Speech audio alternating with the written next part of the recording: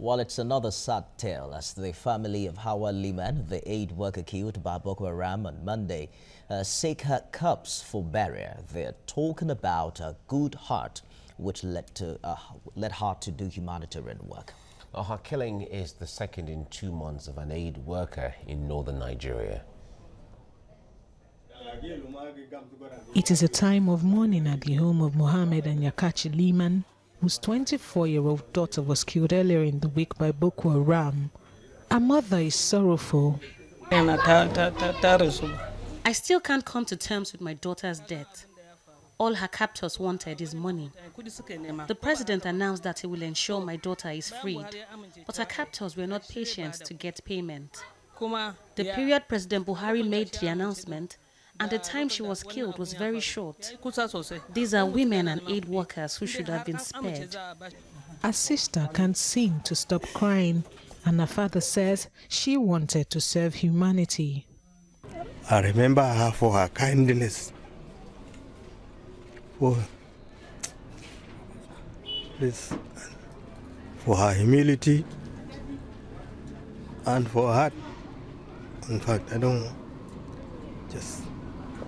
She was a kind daughter, and I will remember her forever.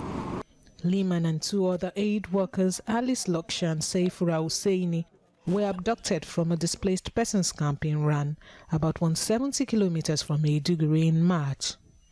Husseini was killed last month. At the time Liman was about to be kidnapped, she sent this WhatsApp audio message to a friend. We are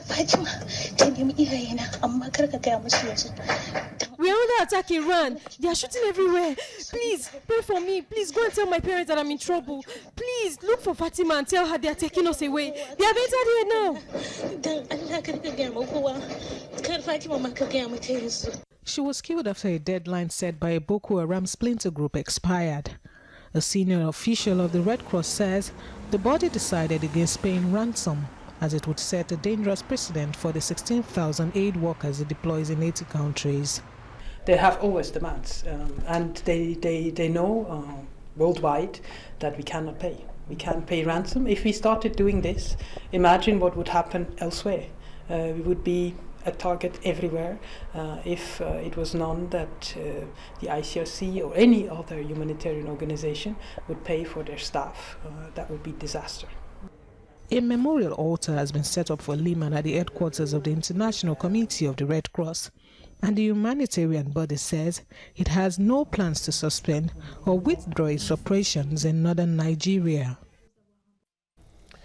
It's really a sad situation there, not just for the family of Hawa Liman, but for the entire country and even humanity generally to go through a situation like that. When Indeed. Originally you're offering yourself, because humanitarian work is a unique kind of endeavor where you leave things that you would have done or areas that you would have worked, to get benefit for yourself, but you decide to volunteer to be part of serving humanity. Beyond the beautiful face, I also see a beautiful heart, offering to go to places that are considered to be vulnerable communities. Yeah. Quite a number of health workers. Just to help others. I've left Ran, and she went there offering to be of help. It's really terrible.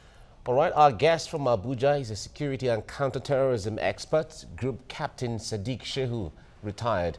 He's joining us now, and we also have he's also an adjunct professor of security and terrorism studies at the George Marshall Center for European Studies in Germany.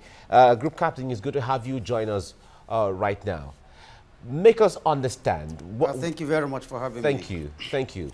Now, make us understand, when we heard the statement or reports from the terrorist group giving a deadline or giving a situation saying the government is not coming forth, and if they don't come forth in negotiation, we are going to kill the person under us. All those statements were out.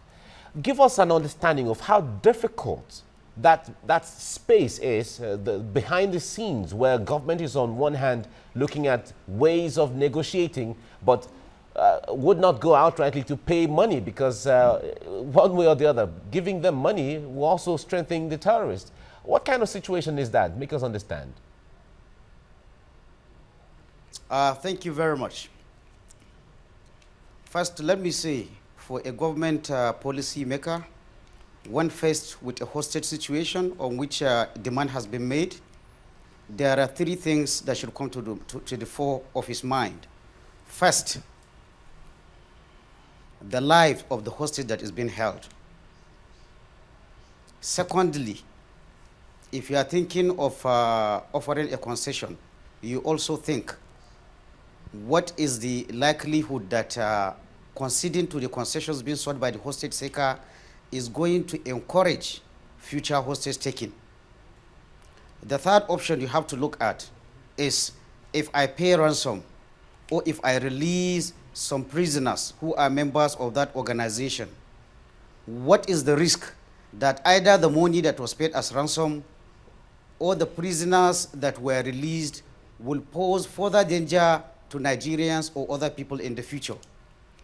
So, in essence, it is a very delicate affair of deciding conceding is going to be more harmful or is going to be less harmful. It is an issue of, predicting without much information what is the best situation, conceding or not conceding. Having said that, in general also, when hostages are being held and life is at stake, there are generally only three options open to the government. And across the world, because terrorism and hostage taking is not only a Nigerian problem, different countries adopt different national policies in dealing with such situations. The most common one you hear people talking about is the policy of no concession. That is to say, a government takes a position that it is never going to negotiate with terrorists, no matter what happens to the hostages. Out of the countries being mentioned that take this option is the United States and the United Kingdom and some other few European countries. That is the first option that is open. However, does this option stop the chances of the citizens of such a country being taken from prisoners? Empirical research shows that all the countries that apply no concession policy, in fact, there is no evidence that shows that a hostage taking of their citizens has dropped.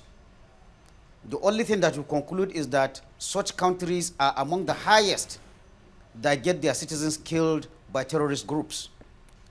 Now, if you decide not to follow the no concession agreement policy, in fact, another minus of the no concession policy is that no government in the world has been able to consistently follow no concessions. Even the United States and Israel, at one point or the other, they have found the reason to violate that no concession. In America recently, when the Sergeant Boy Baghdal was seized by ISIS, the Americans did exchange and probably paid some money. However, when a journalist, James Foley, was caught by ISIS, the American government did nothing for him, and Foley ended up being executed live on television. So that's what I have to say about the no concession policy. Now, if you talk what are the other options apart from the no concession policy, is the one that we had earlier when we had some Chibok girls or Dapchi girls released. That is, the government accepts the demands made by the organization. Generally, hostage takers, like Boko Haram, will make two kinds of demands. First is purely money. They will demand money in form of ransom. Second, they may demand the release of their members that have been held for government for them to release the hostages. A third option is that they demand a combination of two. Give us money, also give us some prisoners.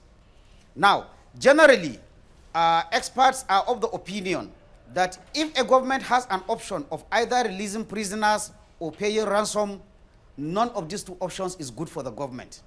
But again, the life of somebody is at stake. So if you have to choose, it's a devil's alternative. It is generally believed that body for body, that is releasing prisoners, is better than actually giving money. However, each case would be looked at on a case-by-case basis. If you pay money, certainly the money will go back to the organization, and it will make the organization stronger, and they will come back fighting harder. However, one issue that people need to take into consideration is that, again, research has been shown in areas where governments have paid the ransom. The greatest argument against paying ransom is that the money will make the insurgent group stronger.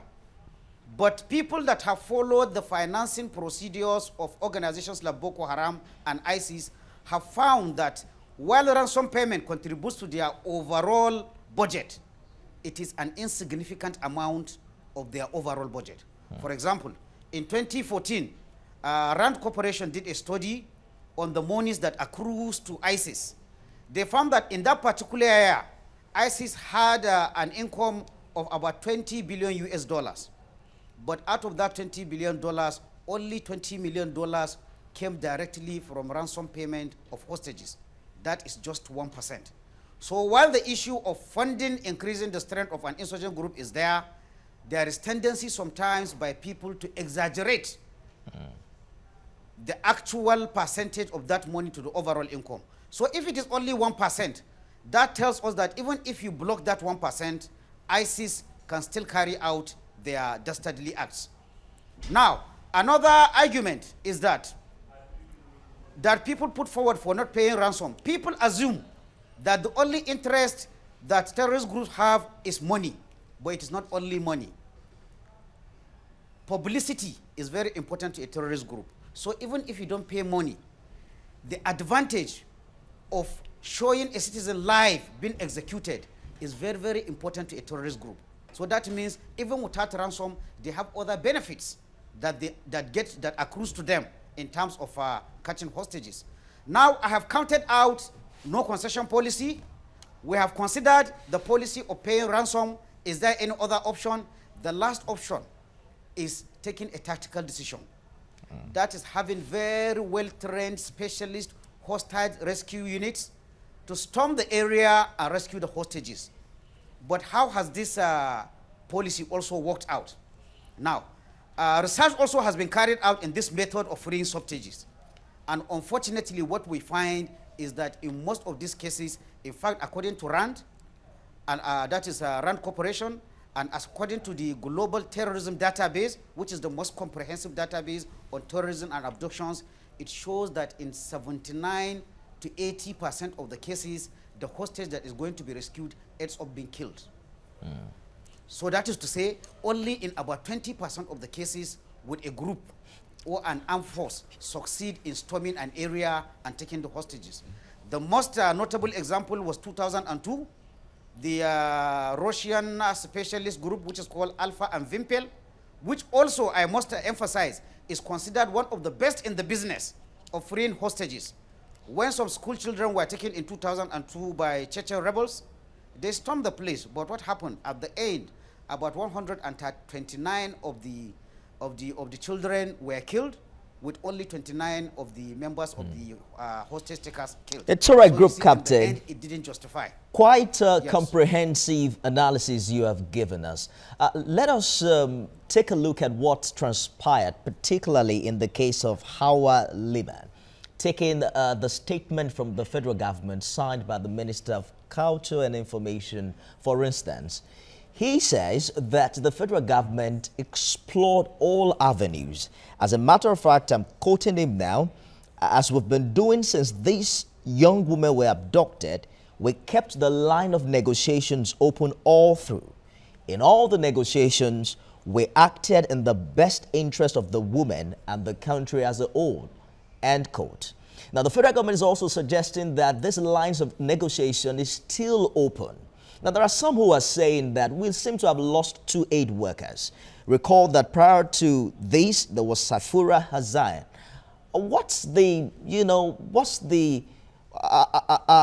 How are we sure that negotiation is still going to work, bearing in mind that it hasn't worked in the past 2 cases?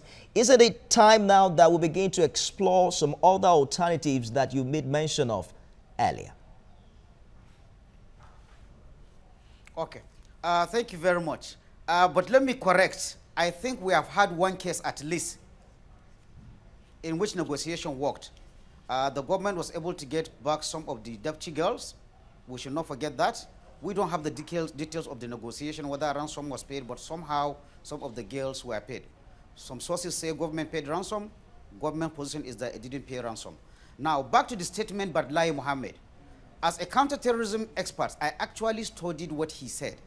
And there is one phrase where he said the federal government did whatever reasonable government would do. That's right. Whatever reasonable government would do is a very important phrase for me as a counterterrorism success. Because what does it mean? In a negotiation, there are various things that the hostage taker will ask. I have said of either money or prisoners or a combination of the two. But in some instances, a hostage-taking group might make a demand for a substantial political concession. Like, for example, here I'm only speculating. We want an area of Nigerian territory where we can have our caliphate, as was the intention. Now, in all honesty, there are certain demands that a government cannot accept. I am not saying this is what happened, but I am opening a mind to that debate. We don't know what concessions actually Boko Haram asked in exchange for Hawa Liman. The only thing we have is that her employers, the ICRC, clearly said that a demand was made to them for ransom. And based on their policy, and based on their decision that paying ransom would put other thousands of ICRC workers at risk, they refused to pay. Now, I am looking at the possibility that the demand made to ICRC may be different from the demand that Boko Haram made to government. I don't know what the demand they made, but again, looking at Lai Mohammed's decision, it comes back to what I am saying. There are certain demands that are not acceptable. There are some demands that can be looked at indecent proposal. But issue of releasing prisoners or releasing money, it is something that every hostage negotiator will not say it is not on the table.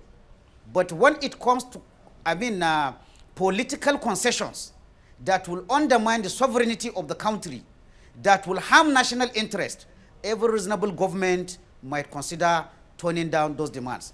And again, I emphasize, I am not privy to what Boko Haram asked the federal government for in exchange for Hawa. But we have them saying that they have contacted federal government in writing and in video, but they didn't get a reply. We don't know what they demanded. But I am emphasizing that there are certain demands that a government cannot accept, while there are other demands that can be looked at. All right. And now, sorry, please. Yes. You also, yes, you also asked me that since negotiation didn't work, where there are other options. I pointed out the other options, which is a tactical operation. Unfortunately, you have to be realistic. Even when carried out by the best specialist forces, tactical actions historically have not worked. There is a very high risk to the hostage that is being held. They have not come out good. And unfortunately, again, we do not have such tactical hostage rescue units as of now. But maybe going forward, it is something that either the military or the police will look at, because even apart from the Northeast, we have so many cases of hostage and kidnapping cases. So maybe the government should look at training and equipping a hostage rescue teams like we have in the US, like we have in Russia, and we have in other countries. All right. As a retired military officer and a counterterrorism expert, you certainly will have, like you have been doling out very vital information and analysis to us right now. Now, you in talking about the concession, one of the options you were talking about earlier, if government is going to concede to some of those demands, what factors determine when government will say no to this and yes to this? Is it the person who is being held in captivity, or what other factor really? Well, that is a very difficult one. Depending on the circumstances, so many factors will come into play when a government is trying to pay. Unfortunately, we have to face the reality that the issue of hostage taking is a security issue. It is also a political issue. Again, our beloved country, Nigeria, is a country that is heterogeneous with so many interests at play. The federal government, I am not speaking for them, but I believe all these issues will come into play. Now, you are talking specifically to Nigeria. In other countries, let me go out in other countries. Like in the issues, like the US, we have clear examples where the government accepted to pay ransom, and we have places where they didn't pay ransom. They paid ransom for Sergeant Bok Bagdal, who happens to be a soldier. Obviously, what came into play there is that this is a military man serving his country, and this is a military that has the credo, let no one be left behind. So based on that, they saw that as a moral to their troops that they have to rescue that guy, even if it means bending over backwards. Unfortunately, on the other hand, we had Foley, who is a journalist, and maybe the government didn't feel so much beholden to him, and then they didn't pay, and the guy was executed. In Nigeria, if you look at the people, even the tactics of Boko Haram has given us some inkling. In all honesty, even we that follow these things, even before Chibok, there were women that were abducted, even young men that were abducted. That is even before Chibok. However, the power of the media is very powerful. The Chibok girls issue was the most mediatized of all the abductions. The government has to be sensitive to that. We have people, very powerful leaders coming, free our girls, free our girls. Unfortunately, that's not to say those that were seized before Chibok girls were not important. But the government has to be sensitive to international pressure. The government has to be sensitive to media criticism. Back to Hawa and her three groups that were mentioned. Again, unfortunately, the identity of Leah Sharibu, her identity plays a key role in these negotiations.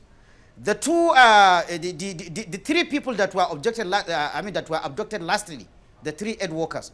Of the two, I am assuming Hawa is a Muslim. The other lady that was called Safura is also a Muslim. The only other third one that is being held, one Alice, I would assume substantially that she's a Christian. In all honesty, her identity is very important both to the government and also to Boko Haram. One would wonder, why was Alice not killed? And we hope she's not going to be killed. Group captain, apparently we cannot... ISIS or Boko Haram understands that the identity of this lady is a very, very critical negotiating tool for them. The same thing with Leah Sharibu. Unfortunately, the identity of Leah Sharibu being almost the only non-Muslim hostage being taken by a group that claims to be fighting for Islam, it's very important. So sometimes, again, all these issues have taken by the government negotiator. It's all right, Group Captain Sadiq Shah. National interest. We cannot apparently explore all these issues in a single interview, but we must thank you for sharing your thoughts with us on the program. Security and counter-terrorism expert and adjunct professor at the Jatsi Marshall European Center for European Studies in Germany. Group Captain Sadiq Shah, thank you very much for joining us.